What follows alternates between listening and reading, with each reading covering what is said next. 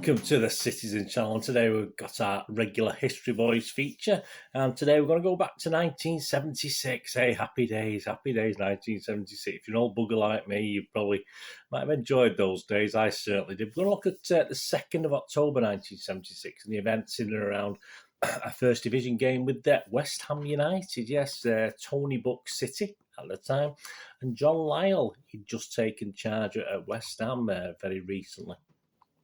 Personally, I'd started my second year.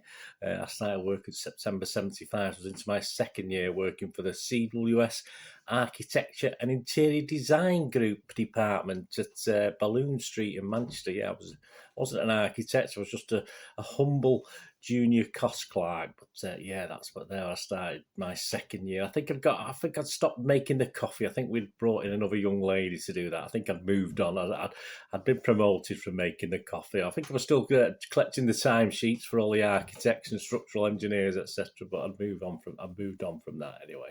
So yeah, not a bad little time. I was earning a wage, able to get to plenty of away games as well.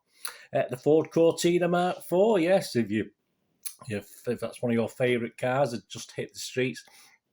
And a gentleman called James Hunt would soon be crowned the Formula World 1 champion. So Formula 1 world champion, even though Formula was probably a game, that, isn't it? Yeah, so he was 2 or 3 weeks away from getting that accolade. A new Saturday morning magazine show. I think I even watched this at my tender age of 16, 17 at the time. Multicoloured Swap Shop. Obviously, it was shortened just to Swap Shop, wasn't it? But that had just started on the BBC as well. On the morning of the match of this game, actually, it was actually the first episode of this one. On the morning of this match. And a reboot of The Avengers. I used to love The Avengers when I was a kid, one of our favourite Sunday night programmes. And the new Avengers, only going to run for a couple of series, but that was only 2 or 3 weeks away as well on television.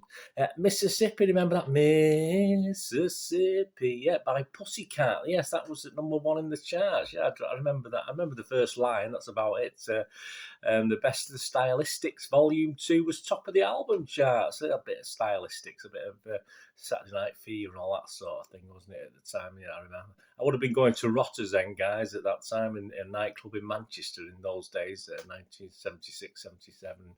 My regular was the White Lion pub in Withington, and obviously it turned to the Golden Lion, and we sometimes went to the Red Lion as well in Didsbury way there, up towards, if you started towards Didsbury, of course. Rocky was the biggest film of the year, and a pound then, if you had a pound then, it'd be worth £7.56 now. Not too bad, is it? I wish I'd kept a pound in my pocket. I'd have £7.56 to spend now. Yeah, back to football anyway, but City's match mag cover, I think this is the first year we'd actually fully gone colour on the front and back. We'd been intermittent before then. Was set you back 15p. In today's money, that was just over £1. So it's funny how inflation, isn't it? How much is the programme at the moment? £3.50. But there you go. A few more pages and a lot of colour, of course. And a flying Peter Barnes there. You've seen the image adorn the cover.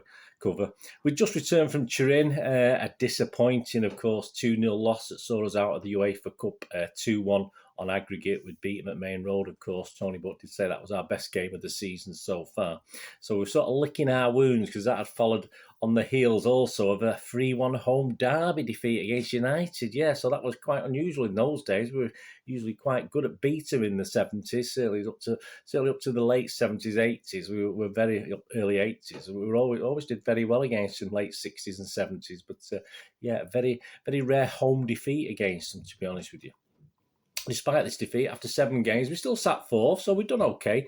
We were a point behind Liverpool and Middlesbrough, who sat 1st and 2nd, and level on points with United, who, of course, we could have opened a little gap to them if we'd done better in that game, but we had a worse goal difference than they did, so we sat 4th just behind United in 3rd.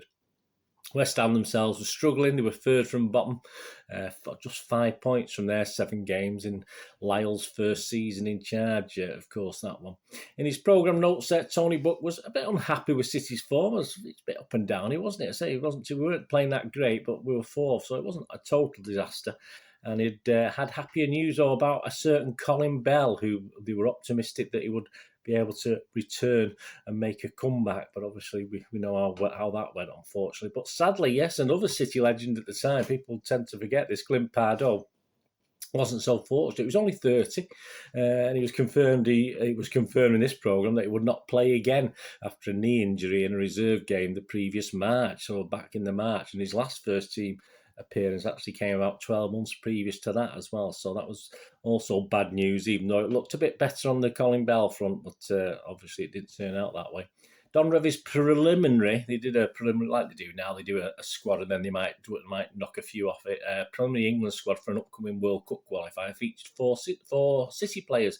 Yeah, Corrigan, Doyle, Royal, and Stuart. So we're doing all right, like we are now on the international front.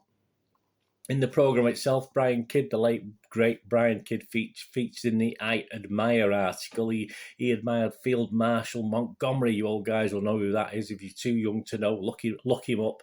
And Abbey Hay, there you go. I lived there for quite a few years, and Abbey Hay featured in the Supporters Club branch review piece. Mike Lester, remember him? Mike Lester, yeah, good image there. Was standing out for the reserves and for the midweek away trip to Everton, which would follow this West Ham game. City would wear their white shirts with the red and black sash. Fantastic, absolutely lovely kit. No, you had the red and blue sash, of course, but the red and black one as well. So would wear those white shirts with the red and black sash across. The game itself, the game against West Ham, was ref by a referee and legend. Again, another guy. If you're too young to know who this guy was, lads, look him up, guys and gals, look him up. Jack Taylor was reffing this game, a very popular big referee, and he got a bit of stick, but he was well respected at the time as well. He was reffing this game, and a crowd of 37,795. We're going to get some good crowds this season, because we had a good run in the league as well. We're at Maine Road, including yours truly, and I'd actually just been back 2 weeks from a trip to Italy for my first ever venture abroad. So I was in Italy when we played Juventus at Maine Road. That's just about how my planning went, but obviously I had to book it well in advance, so I had no idea about that. But there you go. That's another problem, but I'd say so. I was sort of trying to save up again to get out of the country, but it'd be a little while before I managed to do that again. Yeah, the lineups. Yeah, City was Corrigan, Clements, Donachie, Doyle, Watson, Owen, Barnes, Kidd, Royal, Hartford, and Stuart. And Mr. Keegan was on the bench. Yes, Jed Keegan, that is, for you guys who not too familiar with those names. For West Ham, we had Mervyn Day in goal, a popular keeper at the time. Keith Coleman, Bill Green, Tommy Taylor, Kevin Locke, Billy Bonds, well-respected Trevor Brooke in England, fantastic. Mick McGibbon, Billy Jennings, Alan Taylor. Sort of remember him always having sort of a long sort of hair, Alan Taylor. I might be totally wrong about it. He might have short hair, but that's my memories of him. Graham Padden, and their sub who actually came on after about 50 minutes was John Ayris. Yeah, the game itself, Gary Owen gave City a 1-0 half-time lead just on the stroke of half-time, and Stuart added a second. Yeah, it looked okay on 54 minutes, but West Ham pulled one back on 62 minutes through the aforementioned Alan Taylor. His head certainly didn't get in the way. And Asa Hartford made it 3-1 on 80 minutes. Yeah, so it all looked safe, didn't it? But hey, we're talking typical City here, aren't we?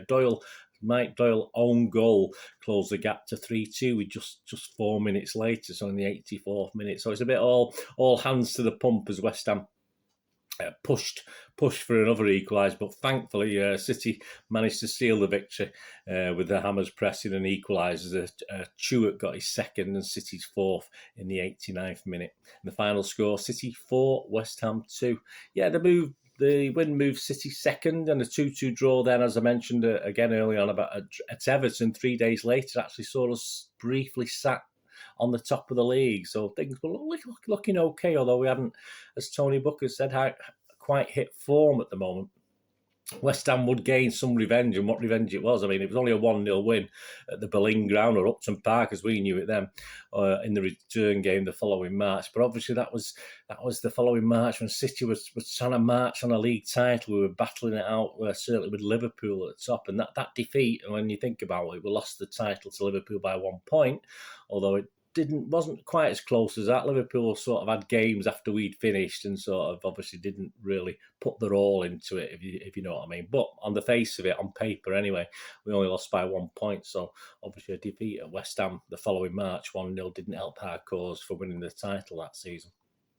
West Ham would improve their league position slightly. They'd finished 17th overall, but they did struggle again the following season. They were actually relegated under John Lyall. He did actually get them back a few seasons later, but he would remain at West Ham until the end of the 88-89 season. So not a bad little run for John Lyall. We're sort of more loyal to managers in those days than perhaps we are now. I mean, when he got relegated, a lot of managers would have been sacked, but West Ham stuck with him, and all credit to him.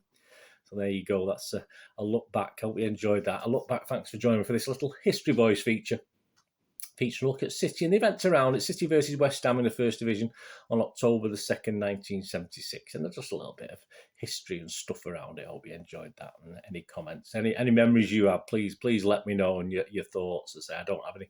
As I say, my memories of Mr. Taylor might be totally incorrect. So you might not have sort of long blondish hair again, I think. But let me know what you think, guys. Any memories you've got of that time or that particular game? Maybe I very rarely can remember a game unless something significant's happened in it. But let me know your thoughts. Thanks for watching, guys. Whatever you're going to do the rest of the day, have a great one. Look after yourselves, look after your friends, look after your families. More importantly, let's all look after each other.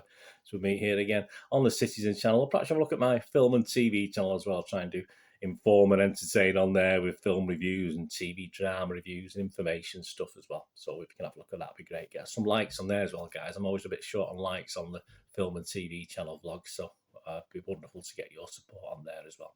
But either way, if it's on there or back here on the Citizen channel, I only ask one thing, don't I? It's one simple thing, please. Stay safe, Blues. Come on, City. Thanks for watching. Bye for now.